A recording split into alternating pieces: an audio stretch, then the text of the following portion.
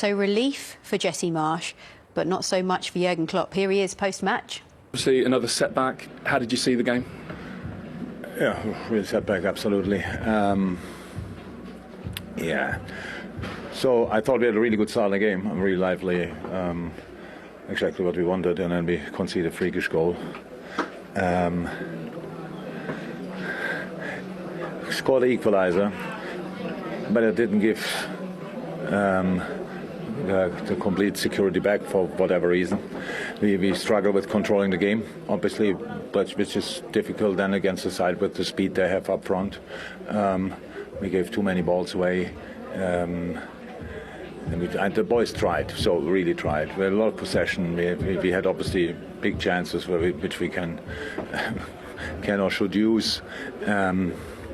But in the end, we believe if it's 1-1 and you defend the situation around the second goal like this, then you leave everything open. So for them, so it's really, that's not. I don't know exactly, but it looks like so in between we try to have we think we have the ball, then we don't have it, but then we don't close it. Then we have a 2 or 3v1 situation on the wing. Ball gets still out, which is actually not to explain really, but he gets out, and then in the end it's a 2v1 in the box, and he can finish the situation off. So that's the description of what happened. But the problem is we cannot control this kind of game in the moment, and that's obviously a problem. 8 12 Premier League games, you've conceded the first goal after what you said, a good start.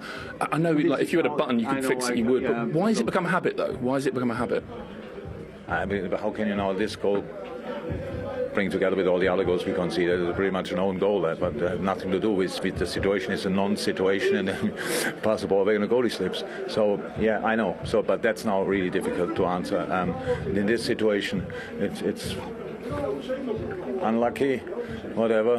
But it happened anyway, and they use it. We had a similar situation before that, which we didn't use, where the goalie and the defender have a misunderstanding. We don't use it, but yeah, that's it. You said in your first answer we can't control this kind of game at the moment. How do you change that? It's obviously not a quick fix. No, but not in general, but too often not. Let me say it like this. So, no, it's like we have some with an amount of games we have. Maybe some players are a little bit overplayed. Harvey, who played exceptional for us this season, had a good start in the game, but then couldn't keep going. And Thiago was ill last week, but not ill since 2-3 days anymore. So we think you bring fresh legs in, and think that makes sense. Up front, they play now all the time. It's the 3 strikers we have left. All these kind of things. But in the end, if you don't finish your situations off, they were there, and that changed the game obviously completely. In the moment when we are here 2-1 up, or even 1-0 up, would be helpful. But it's not given for us in the moment, and so we have to fight against it, and that's what we will obviously do. Whether it's down to form or fitness, is it a lot down to individuals at the moment? Like guys who've been massive players for the club, like Fabinho and Trent come off today, guys just not at their best. But a team performance is always an assumption of individual performances. It's always the same. It's never different. So how could it be different? I don't know. Yeah, I ask the question, and then it's of course because of that. So it's. Well, I suppose what I'm asking is it a unity thing, a team thing, or is it sort of not solvable on the training pitch because it's individuals? One leads to the other thing, so that's how it is. You can see that we have very good moments. I like a lot of parts of the game, but in all over, it's then not enough. Again, if you don't finish the situations off, then you leave it open. And again, we can watch this game completely, and you cannot defend like we defend around the second goal. It's just not possible, but we did. And I know that I'm not sure how that is to explain now, but it happened anyway. And that's why we lost. Otherwise, it would have been a point, which would have been deserved as well. Fine, and then we take a point and go from there. Now we have nothing, which feels completely different. So obviously, the big chances you're conceding is a season-long thing. Again, I know you want to fix it. It's not a quick fix, but how do you change that? With working, it's not that it's gone. It's not just. It's difficult, more difficult for us to, in the moment, to bring our quality on the pitch, and that's what you have to go. That's the situation has to go through. We accept that, and we fight against it. You said earlier in the season we might need to reinvent this. Do you feel like it's a bigger thing than just a poor run of form? It was a different situation. There were the players coming back and stuff like this, and it didn't work out. We had problems from the first day. That's obvious. But injury-wise, how I said, some players have to play then too often, and others come back and have to play too early. That's the situation because the games are coming thick and fast. So that's the situation we have. So it's now nothing to change about. So we will work, and we will. I don't know exactly. I understand as you ask, but I don't know exactly what you want to hear. Let's say now we fix it tonight and tomorrow it's gone, or we will never fix it.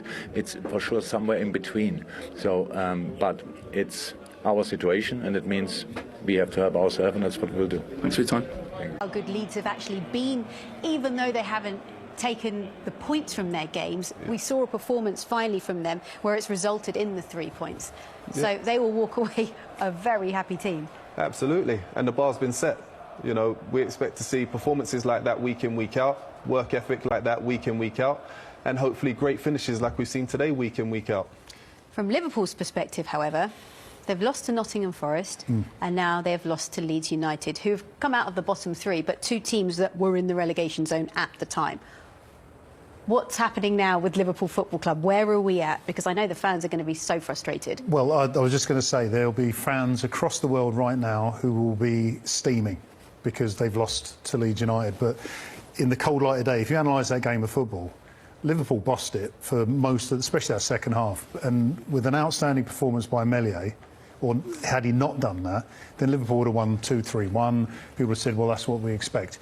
You can only control the controllables. And what they did was find a goalkeeper in top form and then the superb finish to win it. This guy's really happy. It's really annoying me. He is very happy. 20 points already dropped it's not a good season from Liverpool. It's not 22 for the whole of last season is not good enough. Yeah, in the end, it's a results business, and it's not good enough in that sense. And you'd like to think that the talent and the quality Liverpool have got, they convert those irrespective of who's in goal. But I think even more frustrating when it's a last-minute winner. When Liverpool are pressing and pressing and pressing, and as I say, Meslier is just pulling off blocks and saves left, right and centre. Well, we are going to delve into this in more detail, and Jermaine, you'll have your moment to wax lyrical about Leeds United because they do deserve the credit. But let's just show you the story of the day in terms of the results, and it's been a rather busy day. Manchester City with a fantastic free kick from Kevin De Bruyne and all 3 points in Leicester. Bournemouth lost out to Tottenham, another slow start from Spurs. They managed to get a late win though in that one. Brentford and Wolves shared the points.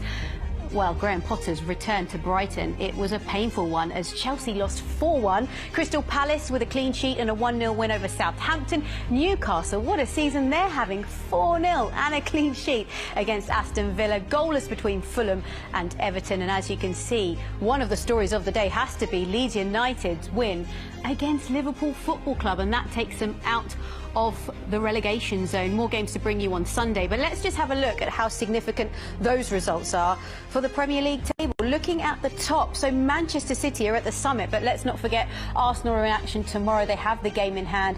They have a chance to reclaim top spot. It's Tottenham and Newcastle completing the top four, with Chelsea and Manchester United 5th and 6th. Fulham, despite the goalless draw, well, they're up to 7th, 19 points from their 13 games. That's not a bad return, is it? Liverpool in 9th there.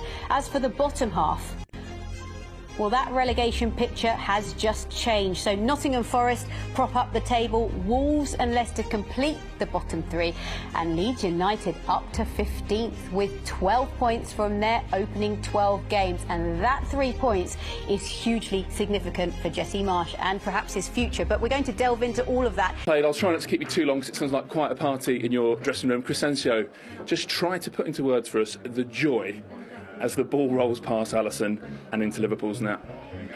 Yeah, I saw it. It went quick, you know. It's a huge moment for me and my family, you know. Scoring at Anfield is a big moment for me, you know. So, yeah. And we saw you just charge off. Was it just pure ecstasy? Did you even know what to think? No, it's just like when you're in the box, you have to think quick, you know. So, yeah, it just happened. So you're another one of the heroes, Ilham. I mean, you've been a big part of this Leeds journey, the promotion. First season in the Premier League under Bielsa. Does this match, or at least nearly match, anything? Yeah, no, honestly, I'm here since the beginning, and I'm very proud, to up the step, and keep working. And today to do a great game, in Anfield is all the time a pleasure to help my team, and I'm happy also that we can score in this great stadium, to bring the 3 points to Leeds. So I've asked Crescencio how he felt when it went in. How did you feel? Whoa, just like, we never know. So sometimes with the VAR, so just now I stay, focus, on the game, because we never know what can happen. So just I try to enjoy with him now, because we have great 3 points. I mean, you made a lot of big saves in that second half, and I guess that goal makes them feel like they're worth even more. Yeah, exactly, because just you feel is a fantastic sensation, to help the team. And at the end when you score, you say, oh yes, I helped the team, all of you definitely did.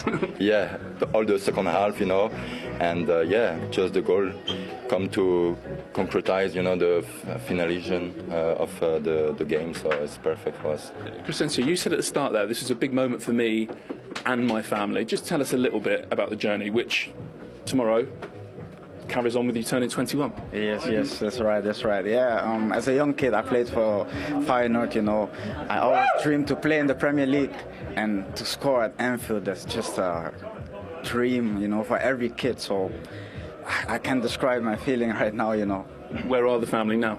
They are at home in Holland, but I will visit them tomorrow at my birthday. So yeah, it's going to be some birthday, isn't it? Yeah. This one is going to be special, Ilan, you came under a lot of pressure, the team I'm talking about, the manager as well. Did you come here with genuine belief that you could do something? Yeah, no, just when you play against Liverpool, is a massive club, and everyone said that we have nothing to lose, but sometimes it's false, We came with a plan, and we wanted to play like this, because it's very hard to play against this team. And the counter-attack has been wonderful, so it's great for us. Okay, well, Crescencio, I know you're the birthday boy, but player of the match today is Ilan. So are you okay? Yes, no problem. Maybe on your 22nd birthday we'll get one for you. No, this one is for the main man. Ilan? Thank you, brother. I'll play my brother. Appreciate it, brother. Well done, guys. Love you, brother. Thank you so much. Well done, guys. Brilliant. Well deserved. What a lovely moment for Somerville with his 21st birthday tomorrow, but it sounded as though the party had already started in the Leeds United dressing room. You could hear the music, couldn't you? And he mentioned how much of a special moment it is to score a goal at Anfield. You've done it before. What is it like? It's an amazing feeling. Sorry, Jomo. It's an amazing, amazing feeling. I did it, I was playing for Everton. That must have been even more special. It was tasty, I'll be honest. The atmosphere was electric, and the feeling, the sensation you get over you as soon as you see the ball trickle into the back of the net, it's just magical. I know exactly what he's feeling. He'll never forget that moment. That's going to be one that sticks with him forever. And the day before his 21st birthday, that's magic. These are moments that I guess as players you never forget in your career. No, and rightly so, because it is a massive, in the context of everything. You've got your team in dire straits at the bottom of the table.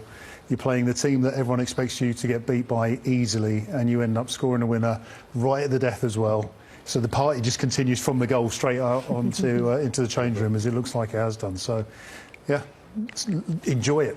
Enjoy it. Well, now let's sit back and enjoy the goal, because I can tell you something. A certain Jermaine Beckford in the studio really enjoyed this moment. I don't know what you mean. I think Willy Gnonto did amazingly well here. Lined it up, got it onto his left foot, put a lovely pass across, and it was a bit of a dodgy first touch from Patrick, but Somerville managed to get the ball under control really, really well. You could see him floating around just on the edge of the 18-yard box here.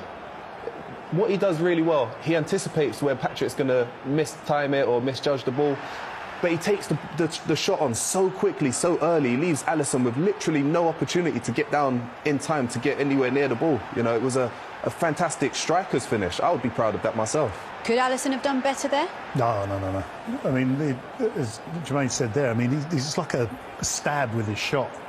There's no cue that he's going to shoot, because you're expecting bounce or a touch forward, and it's an exceptional finish. It was. You cannot take away from it. No. But let's talk about Meslier, who was the other player that was definitely a standout for you. Yeah. 9 saves in this game alone, which is the joint most level with the top goalkeeper in the league. What did you make of his performance? Well, it's funny because at half-time I talked about his positioning for Mo Salah's goal, and I still stand by that had he dropped back a little bit further, he could have made the save. But that was being nitpicky about being a great goalkeeper or a very good goalkeeper. What he did with these saves was demonstrated his great qualities. Coming out, he's using all different parts of his body here. I mean, he's got kicked in the head late on in the game as well. Yes, just generally, everything he did with regards to shot-wise was spot on. The one-on-ones, I mean, we talked about the one for Núñez in the first half. In the second half, again, he came out one-on-one, made a big block. He hasn't kept a clean sheet. Sometimes, Seema, you walk off the field and go, I don't care, we won. And today was that day. And that was it. I was just looking at their run of results. Against Brighton, Everton, Brentford, Villa, Palace, Leicester and Fulham, they've taken 2 points. They've just taken 3 points at Anfield. Yeah. I don't know if anyone quite expected it, but you did say that you felt that the performances have been good from Leeds. It's just been that end product. Yeah. And today they found it right at the end. Yeah, absolutely. With the exception of 1 or 2 of the matches, all of the performances have been, very similar to what we've seen today. High intensity, really pressed really well all over the pitch. High energy as well. Loads of chances being created but not being taken, and we saw snippets of that as well today. Don't get me wrong, but for the most part, it's been good performances. So it's a matter of time, and it was before the results started coming as well as the performances. And fortunately, with a lot of pressure that's been put on Jesse Marsch's head, the performance matched the result today, and he'll be one happy and relieved manager today.